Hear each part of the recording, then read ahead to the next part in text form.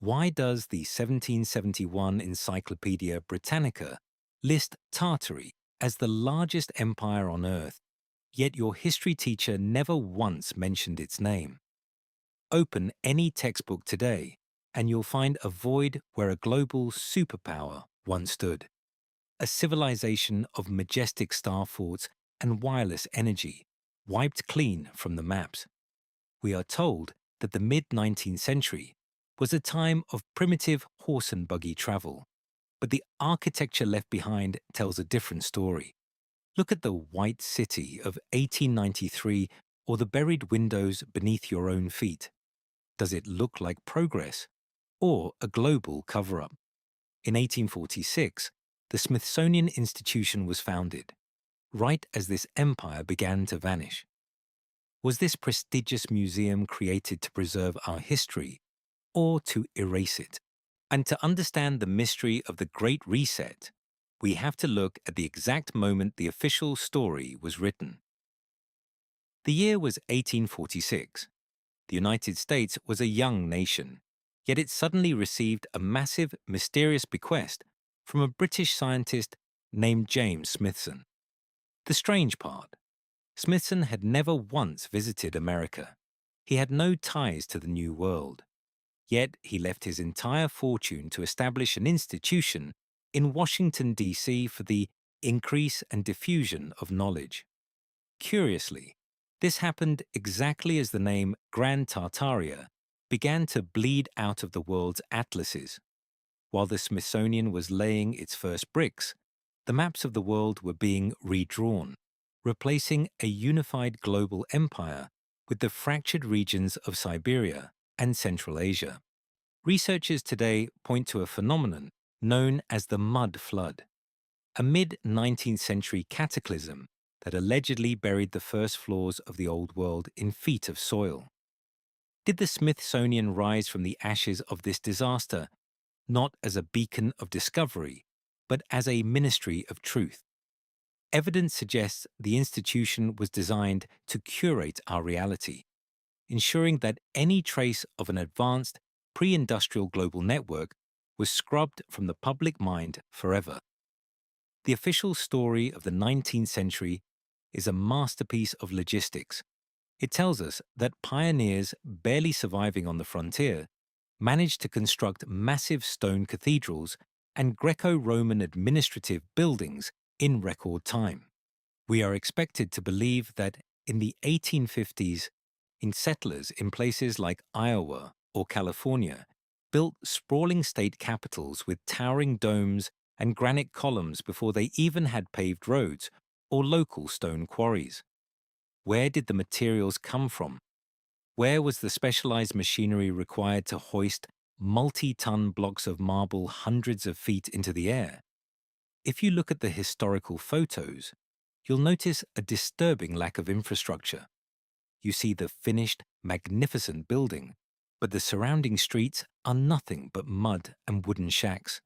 The World's Fairs are the biggest red flag of all. Take the 1893 Chicago World's Fair, also known as the White City. The narrative claims this massive complex of over 200 buildings, covering 600 acres, was built in just 2 years by a workforce using horse-drawn wagons, and the buildings were supposedly made of staff, a temporary mixture of plaster and hemp fiber. Yet, in the photos, they look like solid, ancient masonry that had stood for centuries. And the most convenient part of the story? Nearly the entire city burned to the ground immediately after the fair closed. Some researchers believe the White City wasn't built for a fair at all. They suggest it was an existing Tartarian capital that was simply reskinned with plaster to look like a temporary exhibit before it was demolished. But why go through the trouble of destroying such beauty? The answer might lie in the technology these buildings were designed to harness. These structures weren't just decorative, they were functional. The spires, domes, and metal finials resemble what we now recognize as atmospheric energy collectors. The Smithsonian Institution plays a pivotal role in maintaining this narrative. They are the ultimate authority on what is considered historically accurate. Have you ever wondered why, whenever a farmer in the 1800s found a giant skeleton or an anomalous metallic artifact in a mound, the Smithsonian was the first to arrive? Local newspapers from the late 19th century are filled with accounts of out-of-place discoveries being shipped off to the Smithsonian for study, only to disappear from the public record forever. It seems that whenever the physical evidence contradicted the official timeline of slow progress, the gatekeepers were there to make sure that evidence vanished. We are told that our ancestors were primitive, but the ruins they left behind suggest they were far more advanced than the people who replaced them. If the Smithsonian's job is to protect history, why does it feel like they are hiding it? To find the truth, we have to look at the documents the establishment forgot to burn. If you want to see the ghost of an empire, you don't need a time machine. You just need to find an original copy of the 1771 Encyclopedia Britannica. In Volume 3 on page 887, the text is clear.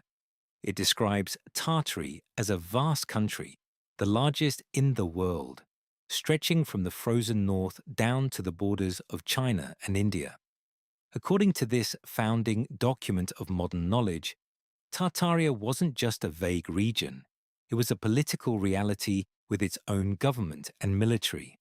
But as the 19th century progressed, the Smithsonian and its global counterparts began a massive cartographic correction.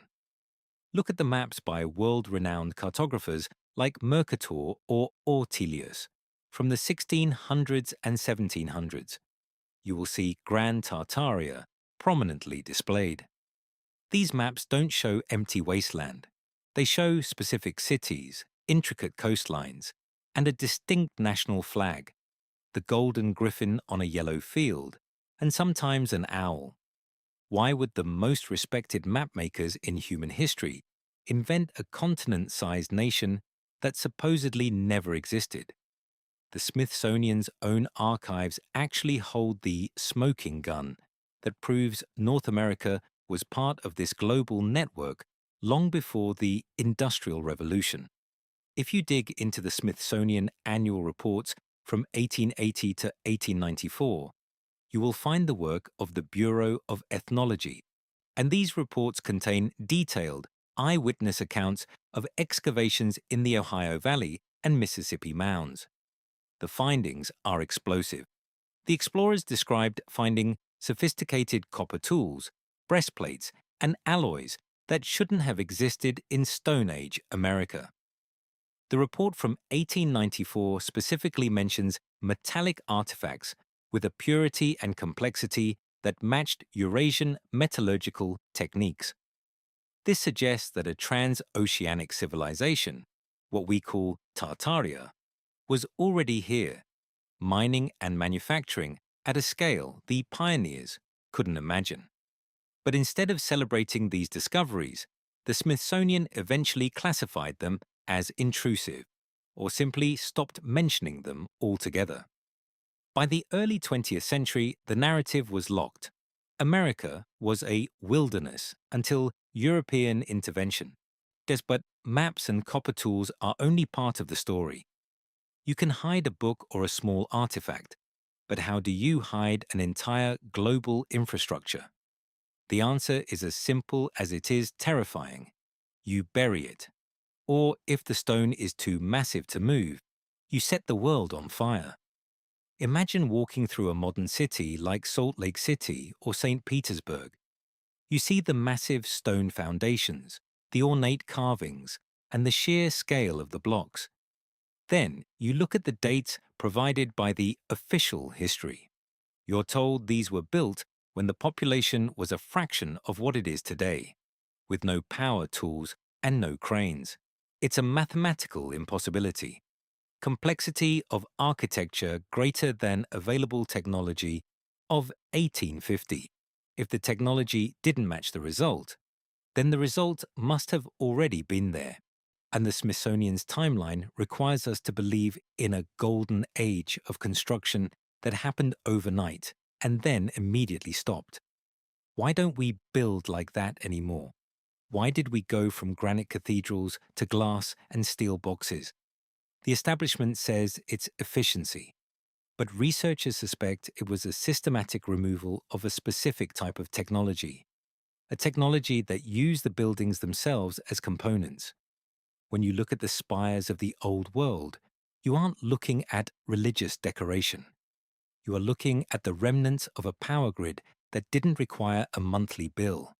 The maps prove the country existed. The Smithsonian's own reports prove the advanced metallurgy was here. So what happened to the people? And what was the event that allowed the new global order to seize these cities and claim they built them from scratch?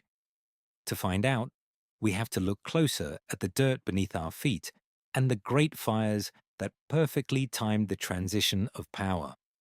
If you want to see the physical evidence of the Great Reset, you don't need a shovel.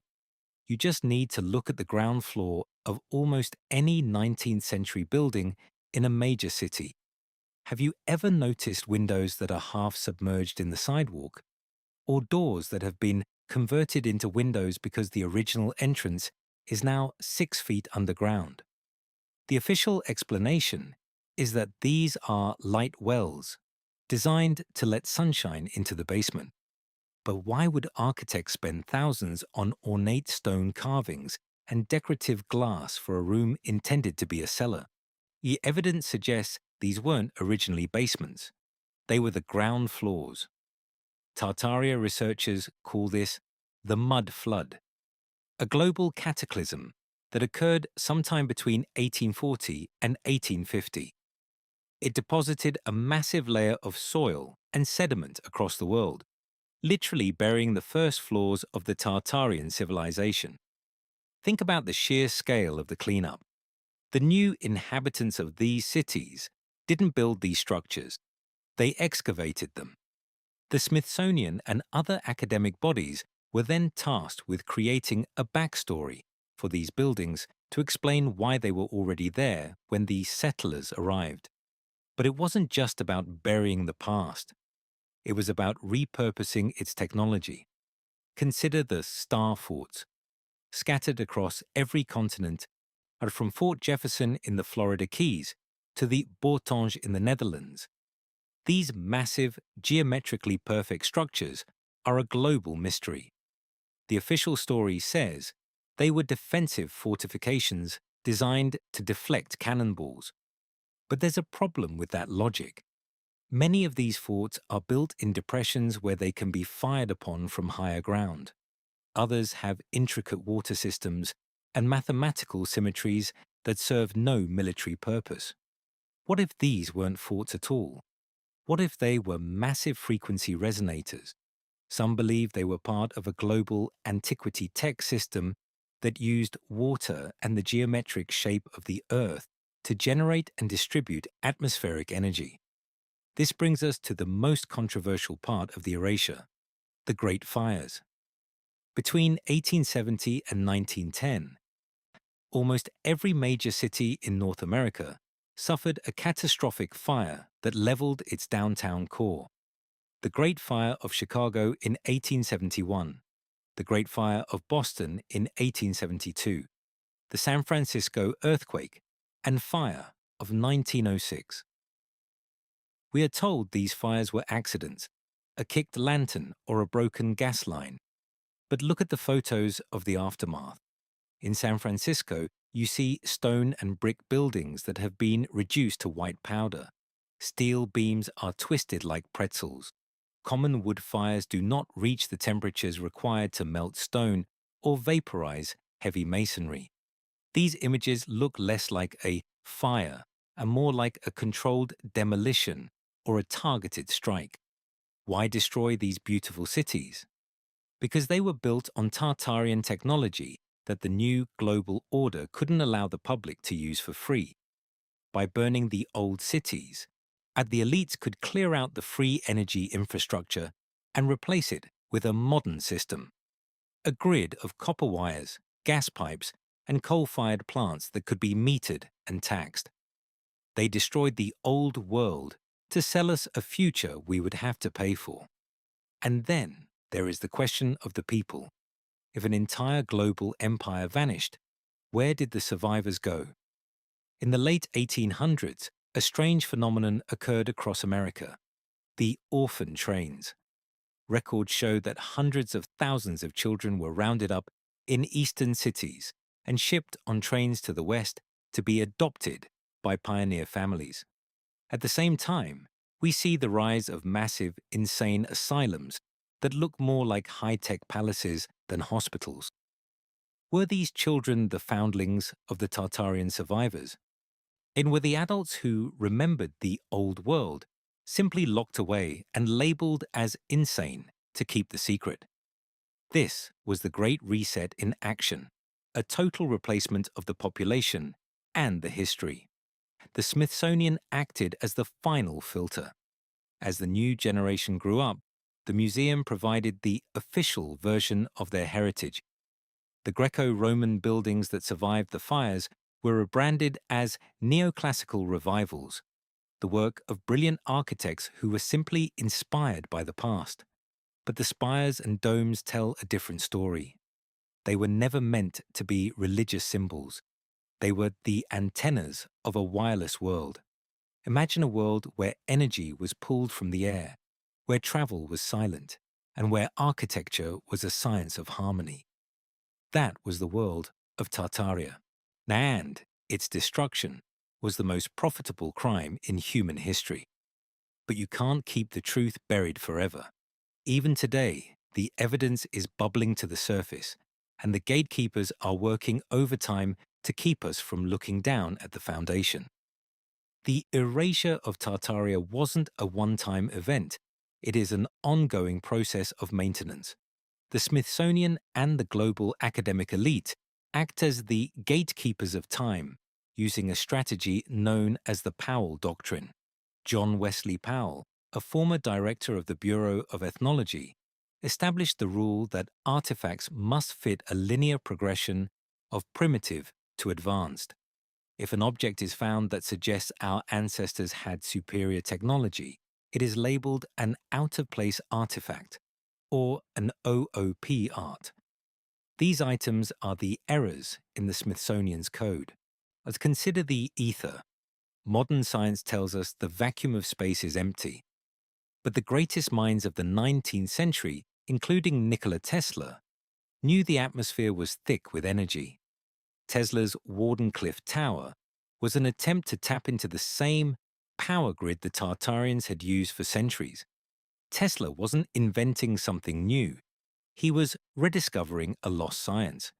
If you look at photographs from the 1893 Chicago World's Fair, you see thousands of electric bulbs glowing with a steady, brilliant light. The official story says these were powered by massive Westinghouse generators.